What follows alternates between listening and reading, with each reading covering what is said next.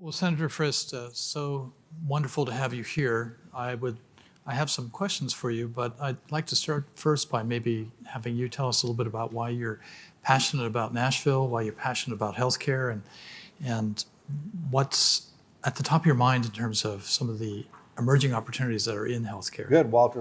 And it's great to be with all of you today. It's fantastic to welcome you here. I was here this morning and heard Walter's outstanding presentation that we all learn from what you do today and what you've done in the past and looking to the future. So I found that hugely educational, and you and I have had the opportunity in the past to interact, as I know you have with a lot of people here. I was also here this morning in the introduction of what this ecosystem in Nashville is all about. And I want to restate that a little bit. I did all of my training in Boston and at Stanford in terms of my world, my life, which was science, heart transplantation, heart and lung transplantation, combined transplantation, immunology, and trained on both coasts. And while I was there, but even in addition to that, because I spent 12 years in Washington, D.C. as a United States Senator, people don't recognize that it's really the middle part of America in many ways that pulls it all together. And Nashville is a good example because I spent a lot of time at Stanford and do several companies out there that I've helped start and support. And where there's good technology and there's good solutions being invented that are the best of the best, in some way you need to take that to scale and have it executed and implemented and get an iterative process of what works and what doesn't work. And you can go to a Stanford, a very small system, or a Sutter Health, which maybe, I don't know, maybe has 20 hospitals, or a Mass General or a Partners, and they've all got really big, important names, and names and brand is important. But it is a city like Nashville, and this is really important, in the health service. Of the $3 trillion spent, $2 trillion is in health services. It's not in bio or pharma or the straight technology. It's in the delivery of care. That's the $2 trillion. And Nashville has much greater reach and touches more people than any city in America when it comes to health services. And it has further reach and touches more people than any ecosystem city in America. New York, San Francisco, LA, Boston, London. That's not in America, but we were just talking about London. Yeah. I couldn't agree with you more, and I think often one of the challenges we have, I live in Silicon Valley and I'm steeped in that ecosystem, is sort of a love of technology for itself. Yeah. And I think it's really critical to actually understand what really goes on in the real world, away from some of these tech centers and away from people who love technology per se, and to really understand how it maps to the healthcare ecosystem. And it's really the marriage of the two. You don't have to live in Nashville, but real familiarity, which those of you who come today, hopefully you'll get out tonight and spend some time to see the city. But that's right, it's the marriage, it's the interaction, and that's why I'm glad this conference is here, but also I want to put it in everybody's mind. If you want to move and you want to move fast and you want to accelerate in an iterative way, you come to just a couple of quick things, and Haley mentioned, there are about probably 600,000 people that are employed pure time in health services for companies here in Nashville. It's about a $90 billion industry. But some basic things, 1 out of 20 babies born in the United States of America are born to a Nashville company. The largest health systems in America are here in Nashville. The health system called LifePoint that's in more states, more hospitals, is based right here in Nashville. One company in Nashville is responsible for 30 million emergency room visits every year.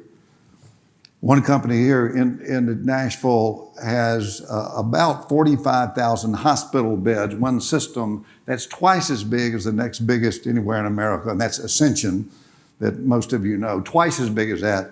That company is based about 2 miles from here. The largest heart transplant program in America is based right here at Vanderbilt. The largest, does more heart transplants than anything in California or New York or Texas, is based right here. The largest bio DNA data set merged with health records is right here at Vanderbilt, bigger than Stanford, bigger than Harvard, where I did my education, is based here. I mentioned 1 out of 20 babies is born to a hospital here. At the other end, from the assisted living, the largest assisted living company, 30% larger than any in terms of number of residents, is about 120,000 residents, is based right here in Nashville. And just one last one I mentioned about $3 trillion is our healthcare spend. One company here in Nashville touches $1 trillion of the claims and the filings of claims, and that company is based about 3 miles from here. I mention all that, and I can keep going with it, and I won't keep going with it, but as we invent, as we think, as we take a technology, when I looked at your slide that showed the curve that we're right beyond the knee of it, and it's gonna go up, that's when this application and diffusion of information takes place. And the best place to do that is the place that is actually seeing patients and in an iterative feedback loop, tightening that loop that you mentioned and tightening that over time. So I want to restate what that first panel did this morning, encourage people. One last thing I'm going to mention, just because it's up on the slide, I do a podcast that's called A Second Opinion. So a lot of the things we'll talk about today, you'll see in the slide or the circle to the far right. The podcast is on medicine and health, coupled with policy. I spent 12 years in Washington in policy, and then innovation. And the innovation very much includes things like VR as well, and artificial intelligence and a number of other topics. So I encourage people to download, and you can pick and choose what you want to listen to. A lot right now is on coronavirus, where we're talking directly to the CDC instead of going through the usual platforms of getting your information as we go forward. That sounds very valuable, and I really appreciate the reminder of how critical it is for the people in this room to pay attention to actually getting out there to working with the people who provide the service. Yeah. And I thank you for pointing us towards that. I'm curious now that you have had a chance. I know that you've been instrumental in the telemedicine arena and that you're very passionate about bringing innovation to healthcare. I'm wondering what are you most excited about? Can you give us maybe the top one or two things? Well, I think in terms of sort of big trends, things that are really exciting today, I would put at the top of that telemedicine. And it's telehealth, it's telemedicine. It's different than VR, but the fact you're dissociated from the reality is a little bit the same in the sense that it has the distance learning, distance interaction impact that VR does. So telemedicine, and people are thinking it a lot now, like with the coronavirus. You're able to access from afar an experience for one company, our company called Teladoc, you have a 90% resolution of the problem within about 15 or 20 minutes. Versus having to get in a car at 2 o'clock in the morning and drive an hour, or if you're in a rural area, 3 hours to get to an emergency room where you might be sitting in an emergency room with 10 other people. And in this day and time of the flu season and coronavirus, people sneezing and coughing, and then going and talking to a triage person. And if you're in a rural area, a doctor's not going to be there calling a doctor in to see you, who might not be board certified, and then them writing a prescription and not being able to go to a local store in the middle of the night, or not even knowing where it might be if you had to drive into a city, and then go back home. That whole experience with a company like Teladoc, and it's one of many. There's MD Live and there's American Well. Teladoc is the one that I have been with a long time and on the board of. For $40, you can push an app, and within 8 to 9 minutes, you'll have a board-certified physician on your iPhone, or you can just talk on the phone.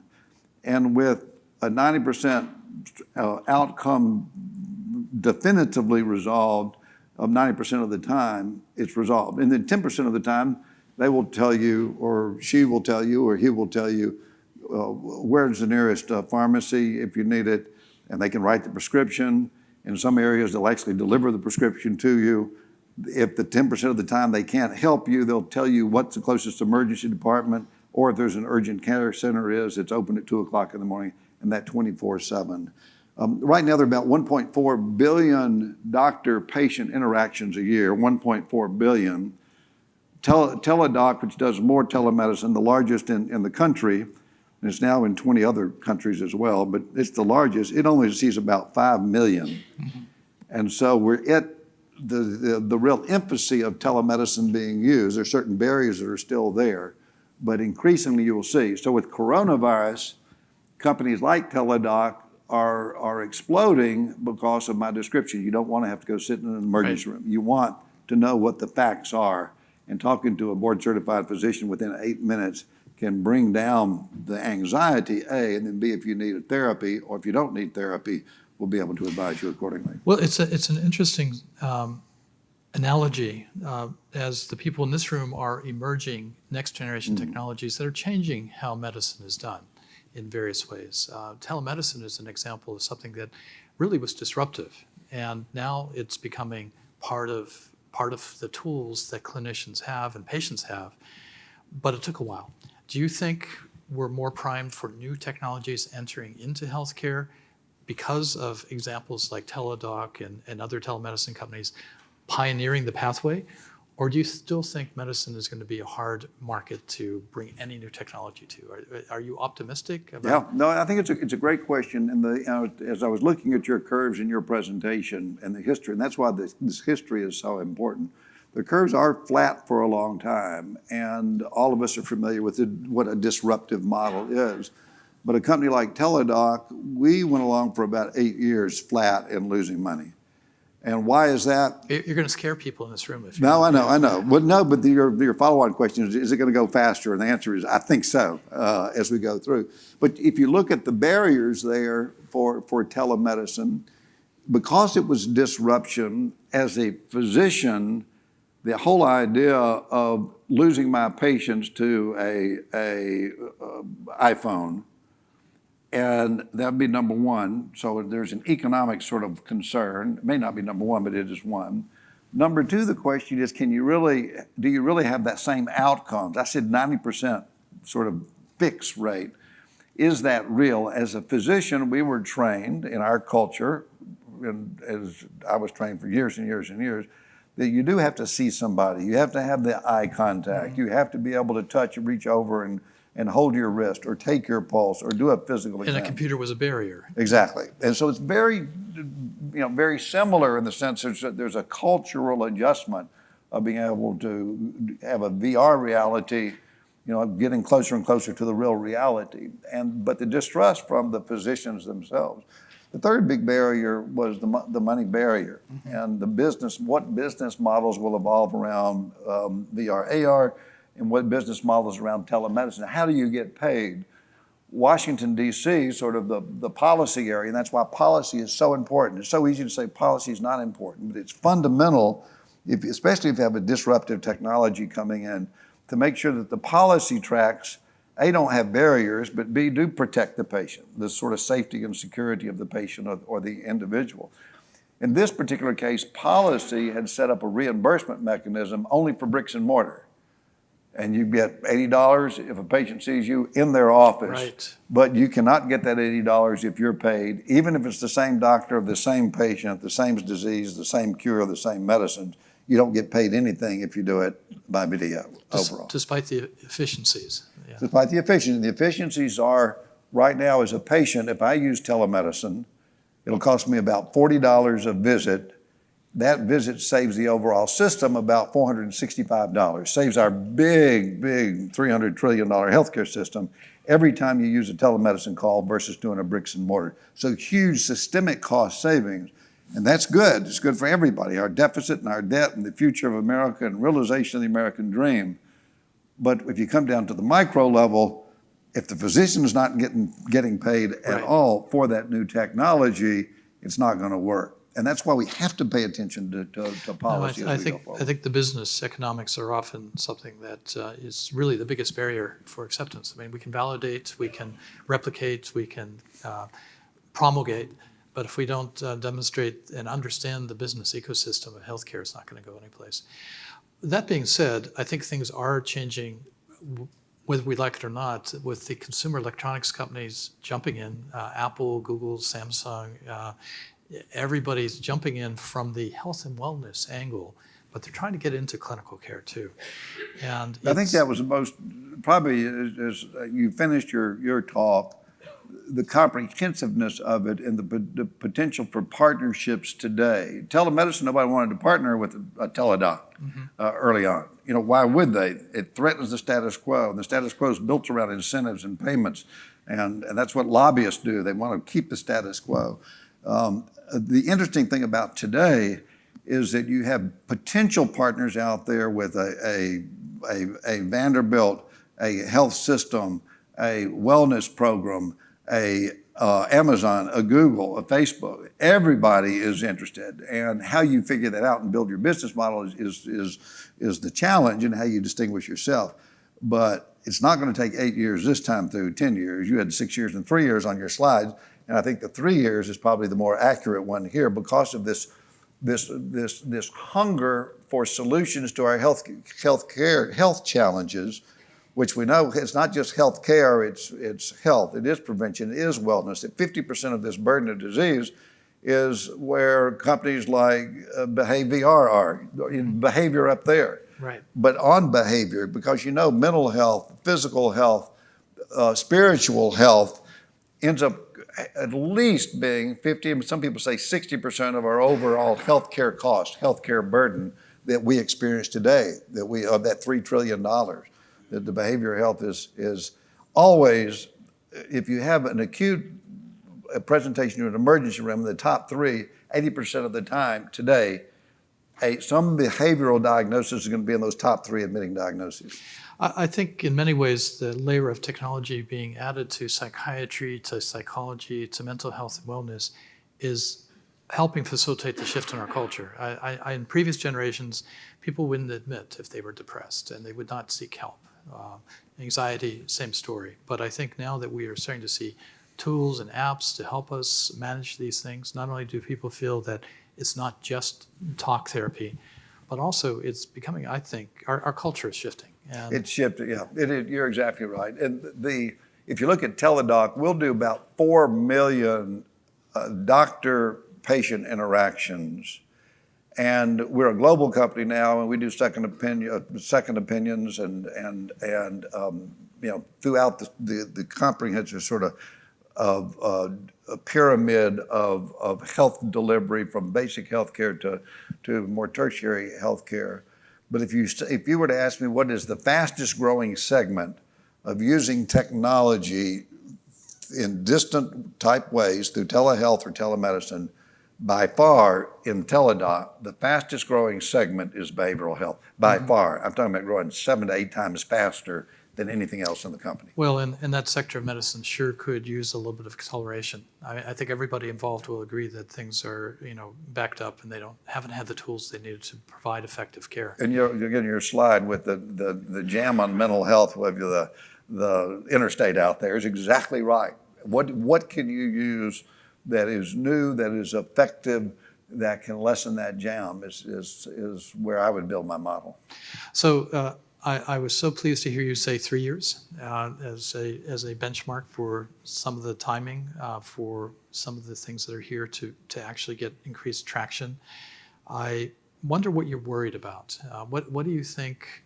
And I know there's some acute things going on outside in the world that we all should worry about, but in terms of the evolution of technology being applied to healthcare, and let's take behavioral healthcare as a use case.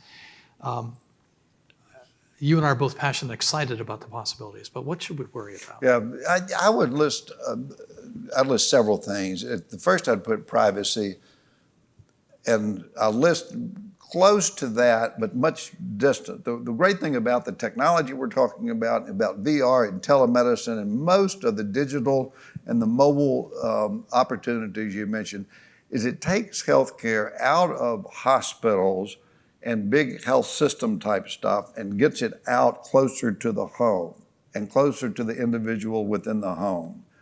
And that empowers, in the US, say 350 million people instead of 4,000, 6,000 hospitals being the control there. So as things come closer to the individual, they become more personal, they become more intimate. With technology, we're learning more about our heart rate, our heartbeat, our blood pressure, our cholesterol, our oxygen saturations. Have we had HIV in the past, or do we have HIV today? Our personal health. And as we get there and we come to big data sets, which we know have that power, and then we bounce that off the backdrop of what's happened so far in terms of elections, of Facebook and privacy, that's got to be our biggest concern. Everything is moving to the cloud, which is appropriate, and it's probably the most secure place today. But is it, being the most secure today, is that enough for us to entrust our most intimate data, which we know very quickly by an employer or a potential employer, even though it's against the law, can in some way be used against us. Right. And so that is the biggest concern. And I loved your presentation and about using biomarkers and the accumulation of that data and integrating that. And that's where the real power is, where we can shorten the timeline of diagnosing a disease, to a fifth of what it is today, and treatment of a disease to a tenth of what it is today. But to do that, you do have to have this aggregation and assimilation of data, and it's your personal data that's in there. And so far, neither the tech world or our government has given us a comfort level to allow that to accelerate to the degree that I think most of us in the room would want. Right. And some people just either shut down and say, I give up and I'm just going to let my data be out there and not worry about it. And other people get really restrictive on what they're doing. And that tension's a healthy tension. Yeah, and younger people coming through are going to be more likely to say, yes, my data is okay to use, just like our kids like going on Facebook and pasting, putting, crazy pictures there, without realizing that if you've had one bad back accident, that you may not be able to get a job in the future. You just don't think about it. Young people will be much more receptive, and young is all relative, because they'll say, well, everything, all my data is out there. But the idea that it can come back and bite you 10 years later, it's not as aware to a younger person. So the tension is there. And it comes back to, it's the reason I do the podcast, is to have that conversation. And if I'm with a technology and innovator, I go to each of those three circles up there and we talk about the policy end of it. Sometimes they haven't really thought through the policy end of it, and then the health end of it coming through. But I'd put privacy up there. The second is the cybersecurity world.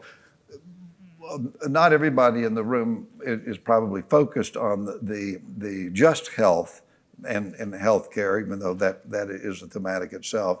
And the cyber world, as I talk to large systems, as I reflect upon the huge systems that are based here in Nashville that are around the world and have these tentacles everywhere, that'll be the first thing that comes up. Mm-hmm. And the cyber part isn't the cyber ransom that we know, which obviously is a big problem, but it is Vanderbilt Hospital. We're on just the edge of Vanderbilt Hospital, a cyber attack that just turns off every ventilator. That's the sort of cyber attack that we have to just focus on and worry about again and again and again. So the cyber world, I'd probably put number 2 in terms of the big concerns that at least I have in a more existential sense. So I'm going to ask you a personal question. Please feel free to decline to answer. Yes. But what was your first virtual reality experience like? Let's see, I had 3 kids, so the gaming world, I had headsets that were on, and so that was it. I never fell into that world. the very first is interesting because I think it preceded all of that, is when I learned to fly. Uh-huh. And I'm, I won't say how old I am, but I'm pretty old now. But when I was 16 years of age, I learned to fly because my older brother, well, I'll just have to brag on my brother. My brother started a company called Hospital Corporation of America. It was a company that 51 years ago, was founded here. And that company was sort of the grandfather or grandmother of the 250 healthcare companies that are here today that have spun off over time. That's why you go to any Starbucks here, you'll have 3 CEOs of a healthcare company in there. Okay. That's the ecosystem But I itself. think some of these people in the room are going to be heading for a Starbucks later. Yeah, no, exactly. Find those CEOs. And it's not just there. It'll be every bar, everywhere you go. Being around the healthcare people here. But when I was learning to fly, I got into a very, very primitive, and you may have heard about them, but nobody else in here. A Lynx simulator. The Lynx simulator, Linx simulator. The Lynx simulator, you're laughing at the size of the computers at the size of the podium over there. The Lynx simulator was like 5 times bigger than that, and you got into it. And because the VR hadn't really come close enough to the reality, the whole machine would move and it would shake and it would come. But it was the first simulated environment to teach me how to fly when I was 16 years of age. And I think back to that because my heart rate went sky high, as high as it's ever gone, when that Lynx simulator started turning to the side, and all of a sudden I saw the ground just coming up as fast as it could. And I'd forgotten, I couldn't think quickly enough to know what to do. And my heart rate went up and sort of profusely started sweating in there. When I got out of that, because I'd never been into anything like that, it was reality to me. It was physiologic reality. It was better, as you said, than imagining. The night before I did my solo, when I was 16, I imagined exactly what would happen and every control I would push and every, be it the pattern at 800 feet and where I would be on final. All of that was good, but not until I got into that Lynx simulator to have a full sort of interpretation of reality did it have the visceral impact. And so that was probably my first. And then since then, because I have flown a lot for the next 50 years, every 6 months went back and did simulator training, which in truth is virtual reality. Well, now we're at a point where we can simulate cardiac emergencies. Yeah. And you could practice a surgical skill and plan for that 1 in 100 million things that might happen, but you need to be ready if it does happen. Yep. Yeah. No, that's exactly right. I think you're exactly right. And today where we are and exciting, I mean, from the medical field and the dimensional aspect and the decision-making aspect, it is hugely, hugely exciting. And will shorten the amount of training that we need. It took me 4 years in pre-med, 4 years in medical school, 5 years of residency, 2 years of cardiac surgery, a year of thoracic, a year of fellowship, and then 2 of cardiac transplant before I even got out in the real world. Where with VR, you could shorten that down to at least half of that. Fantastic. Getting back to your point about the power of the Nashville region in terms of innovation in healthcare, for the innovators in this room, if they want to engage with that network, what's the best way to start? The very best way to start is wherever you're eating tonight or after you're at Martin's tonight, but wherever you are tonight, look around the room and just find somebody. The conversation, the beauty of the ecosystem here is that the numbers give sort of the Professor Porter at Harvard sort of approach to having a cluster, and that cluster feeds on itself. And so that's number one. Number two, I'd say if you're starting a company, move it here, but a lot of people aren't going to quite do that. But 3, which is important, and this is where it is different than the coast, and it goes back to my brother in large part, and the healthcare systems that are in 40 states and 30 states and 20 states. The culture here is very much to help your competitor, is to bring them to the table and talk and to collaborate. And that is a value of this ecosystem here that started back with the sort of founders of that. And now it's been replicated hundreds and hundreds and hundreds of times, not just here, but globally as well. And so the asking of questions, a lot of that is the other narrative that I don't know if it was mentioned this morning, But a lot of the creativity in Nashville comes from the music industry. Was that mentioned at all? It was some of the people talking. Because it's the songwriter here. It's not the performer that is big. So if you go to the Bluebird, or if later tonight you go to one of the listing rooms here, it's the songwriter who is writing who's celebrated in Nashville. It's the narrative, it's the storyline, it's the inspiration, it's the inventor, it's the innovator. That same culture of celebration of the songwriter, where you get 3 or 4 people together, and these listening rooms are here, and they've been here for 80 or 90 years, spilled over to the healthcare world and the health service world and the health innovation world. And now, as you heard about from Jumpstart this morning, I run a thing called Frist Cressy Ventures.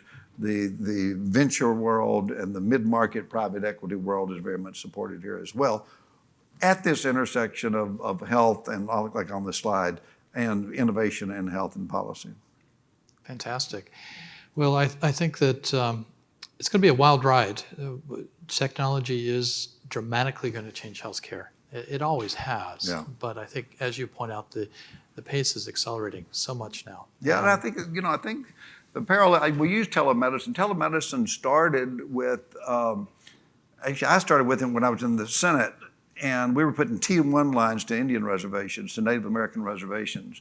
And that was very expensive. It was expensive for government. And as you said, all the old equipment and VR and AR has been so expensive over time. We just put T1 lines in, and it cost millions and millions of dollars to go to a Native American reservation. It had a huge value. And that was about 20 years ago that I got interested in that. When I got out of the United States Senate 12 years ago is when I started on the telemedicine, because of the price coming down, which is one of the big barriers there. And I think VR can be the same way. As the equipment gets better, less clunky, easy to use, that's going to accelerate it. So that's one stream. And then you have a stream of just artificial intelligence. Mm-hmm. And a company that I've been instrumental in starting and being with is called IDX. It does retinal scans. Okay. And the retinal scan is hugely disruptive. Because like telemedicine, you don't have to have bricks and mortar. You don't have to go up and touch the doctor or have them touch you. But for a retinal scan, on the one hand, the backdrop is that 30 million people with diabetes, about 30% of them have some sort of diabetic retinopathy. Right now, only about 1 out of 10 of them get the appropriate scans. If you don't get the scans, you go blind. So 30 million people have diabetes, about 28 million people will go blind. And right now, a small fraction, or even their eyes being looked into. If your eyes looked into, there's treatment and you don't go blind. So where technology has taken us, a company of IDX, it's in Iowa. It came out of a medical center initially, where instead of going to a primary care doctor, they'd send you over, 5 days later or 10 days later to a ophthalmologist, and you go in and they dilate your eyes and you wait 30 minutes and they look in, they try to reverse it, but they still give you dark glasses, you can't drive, you go back home. Instead, you go to a CVS, you look into a machine, you hold your head still for about a minute, and that scan is compared to 5 million other scans out there in an AI type way. And in an autonomous way, the machine tells you, you need to see a doctor. Mm-hmm. There is something wrong. So that particular company got the first autonomous artificial intelligence approval from the FDA in all of medicine. Autonomous meaning you don't need a doctor. And so the autonomous is hugely disruptive, because I just told you, all of these millions of people right now are going, and all of us are going to get to ophthalmologists. And I just told you a machine right over there, and half the time without dilatation, can give you a more accurate, more sensitive, and more specific, a combination being accuracy, a more accurate diagnosis.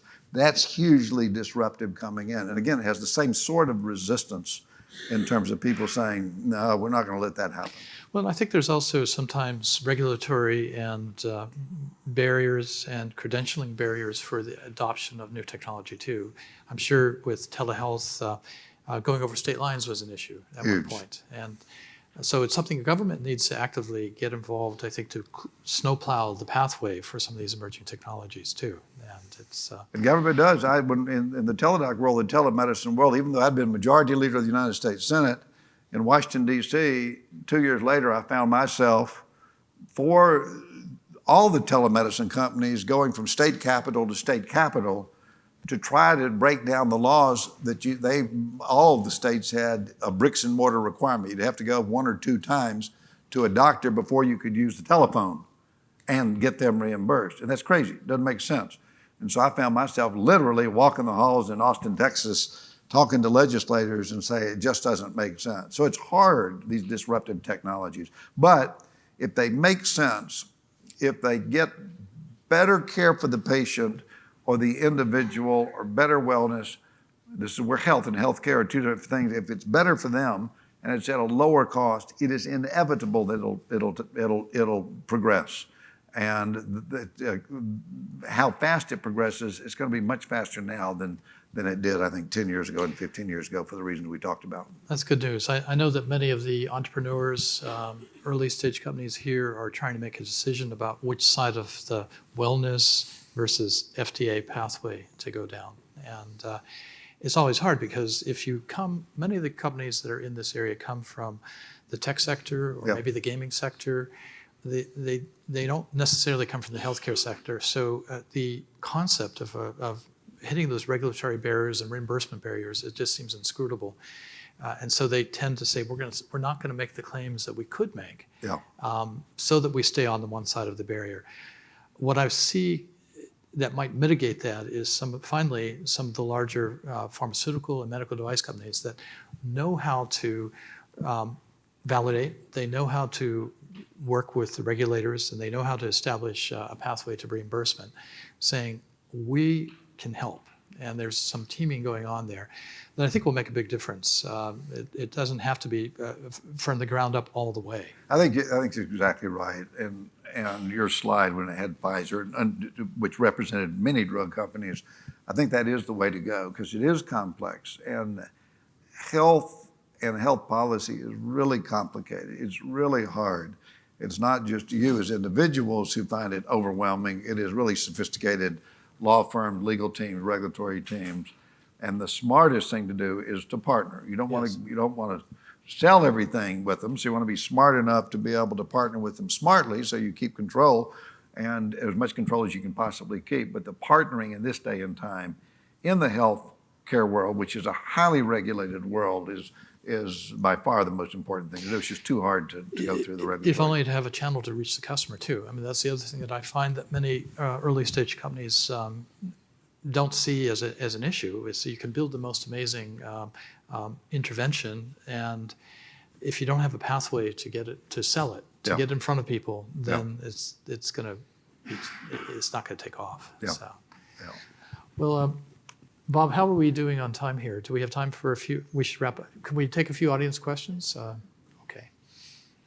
I think we have time for a few questions if people want to come to the microphone. And thank you for your advocacy and your passion. I think it makes such a big difference, and I know it's inspirational to our group here. Oh, good. No, thank you. Thank you very much. Yes. I'm a former military officer and worked in both the intelligence field and special operations. And in both places, decades ago, we were using VR to train soldiers and intelligence officers and imagining future environments that they would operate in. Right now, the DoD and VA spend $50 billion and $69 billion on healthcare annually. So is there, from either of your perspective, opportunity for us in the room to get into healthcare with the government? We've used it, people in the military are familiar with it.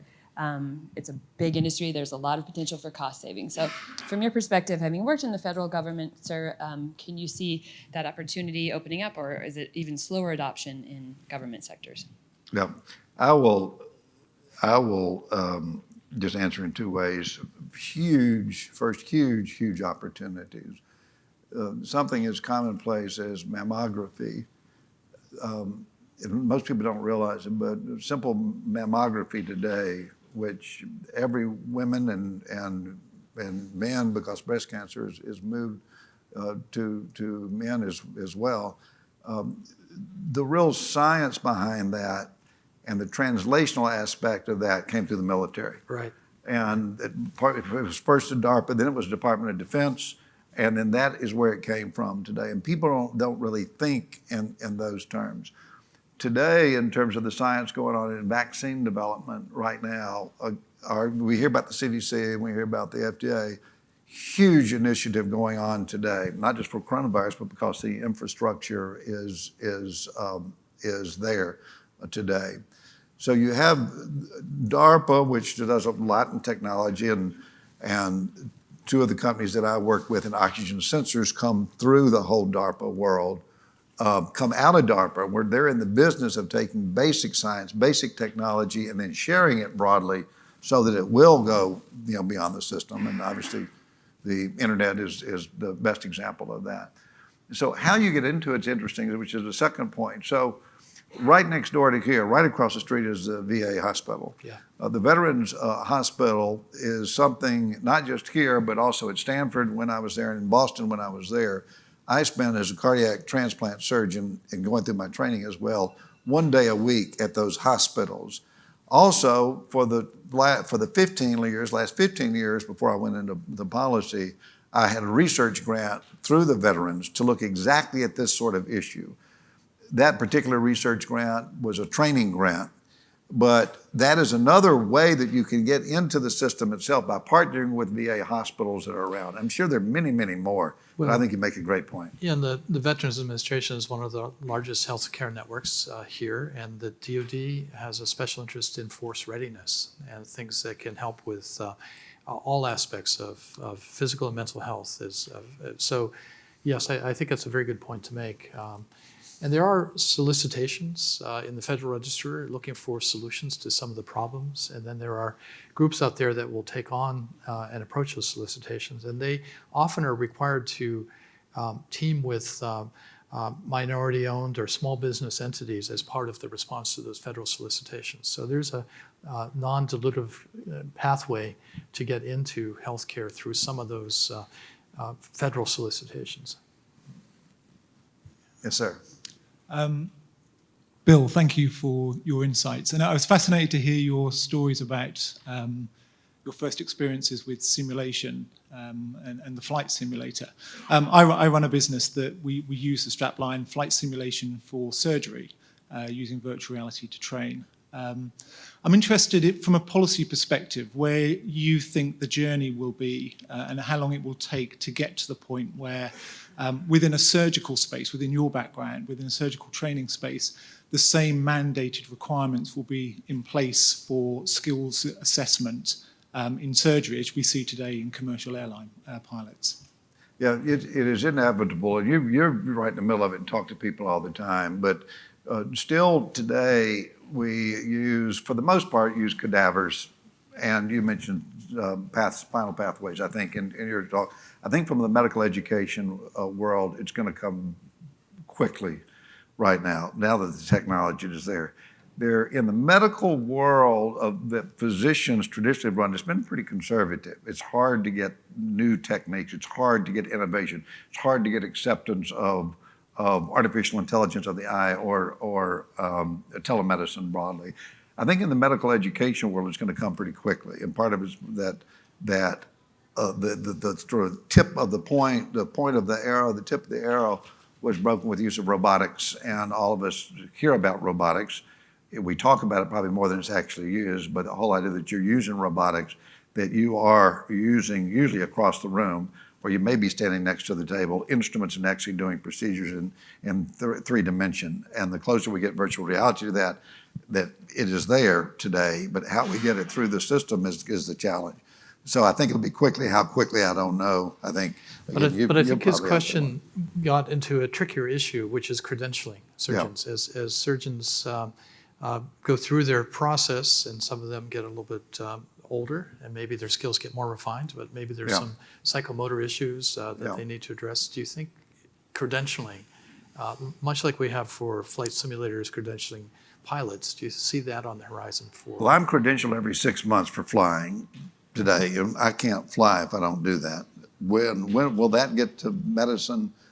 Having fought the battle in telemedicine, it still exists. We have to have a board certified doctorate in a state. So I have to have doctors in all 50 states for telemedicine.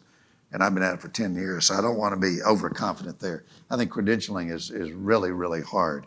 You have to go right at the heart of the culture of a very conservative profession today. It's where, I don't know if it's going to be organizations like this or the other organizations that you are involved with, it's where you, through them, need to pay a lot of attention to what's on that slide, the policy arena. That's where it's defined. That's not going to be individuals. It's going to be the collective voice. And that's why this, Bob, what you're doing here, I think is so important is for, I am a regulator. I ran the United States Senate. I know what it takes to change something there, and it is hard. But that voice and that narrative, the narrative and the anecdote needs to be by the individual, and that's the storyline, but the impact's going to take organizations like this. Absolutely. Okay, I think our time is up. Thank you very Good. much. Thank you all very much. Good to be with you. Good.